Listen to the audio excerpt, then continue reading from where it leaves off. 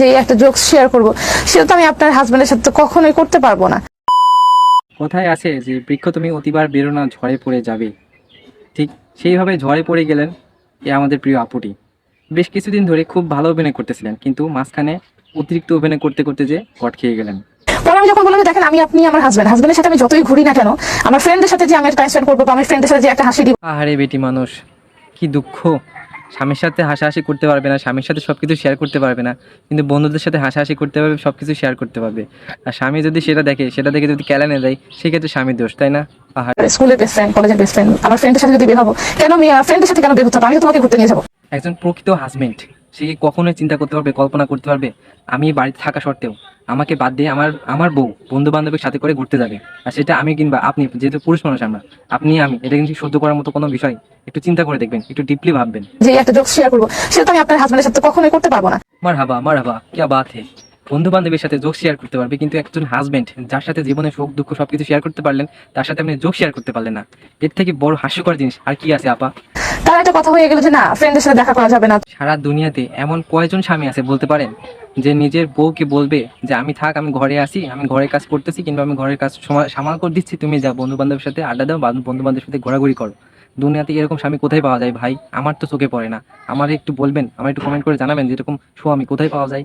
তোমার যদি মন চায়, খুব বেশি মন চায়, তুমি তাদেরকে বাসায় ডাকবা, বাট বাইরে যেতে পারবা না। এই জায়গাটাতে কি এমন খারাপ কথা বলছি একটু বলেন তো? আপনাকে তো ভালোই কথা বলছি, তাই না? আপনার যদি খুব মন খারাপ হয়, খুবই যদি খারাপ লাগে, তাহলে আপনার ফ্রেন্ডদের আপনি ঘরে ডাকেন, ঘরের মধ্যে বসতে গল্প করেন। আপনার বাইরে যাওয়ার দরকার কি? আপনার স্বামী 5 ওয়াক্ত নামাজ কালাম পড়ে, অবশ্যই সে চাইবে আপনি ঘরে থাকুন, পর্দা করুন, আপনাকে যেন বাইরে ঘোরাঘুরি করতে না হয়। সেক্ষেত্রে আপনার স্বামী কি এমন খারাপ কথা বলছে ভাই?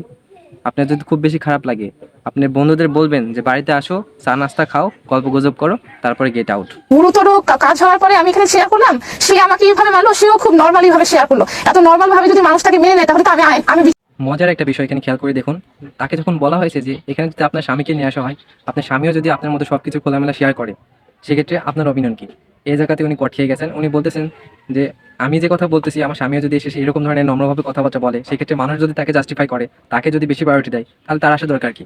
ভাই, মানুষ কাকে জাস্টিফাই করবে, কাকে বেশি প্রায়োরিটি দিবে, কে অন্যায় করছে, কে ন্যায় করছে, সেটা সবকিছু শুনবে, সবকিছু বুঝবে, তারপরে কেন জাস্টিফাই করবে?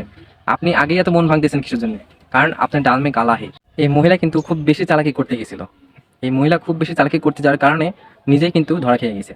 দেখুন, একজন স্বামী যে 5 ওয়াক্ত নামাজ কালাম পড়ে, আল্লাহর দিনের পথে চলে, সে কখনো চাইবে না তার বউ বাইরে যাক, বাইরে মানুষের সাথে মিশুক, হাসাহাসি করুক, কিংবা পর্দার আড়াল থেকে পর্দার বাইরে যাক। এটা কিন্তু কখনোই চাইবে না একজন ধার্মিক পুরুষ, একজন ইসলামিক মাইন্ডের পুরুষ, সেটা কখনোই চাইবে না।